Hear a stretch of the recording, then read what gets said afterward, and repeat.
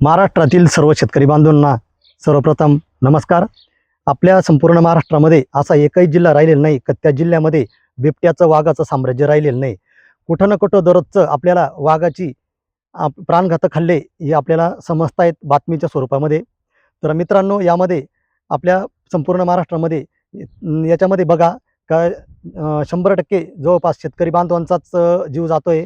आपल्या माता भगिनी असतील, लहान बालके असतील, यांनाच प्राण गमवावं लागतंय। याच्यामध्ये कोणी बिझनेसमॅन नाही, याच्यामध्ये कोणी व्यापारी वर्ग नाही, याच्यामध्ये कोणी नेते मंडळी नाही।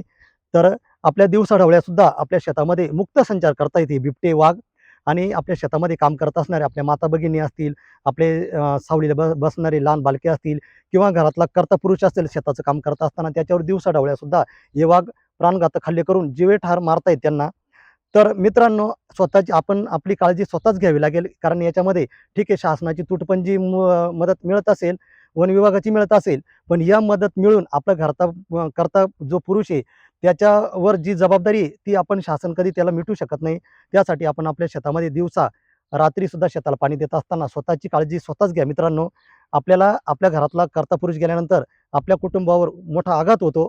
आपल्या कधी न भरून निघणारी झीज ही आपल्या कुटुंबाला सोसावी लागते। म्हणून शेतामध्ये दिवसा पण आणि रात्री पण आपल्या शेतामध्ये काम करत असताना स्वतःची काळजी स्वतःच घ्या। धन्यवाद।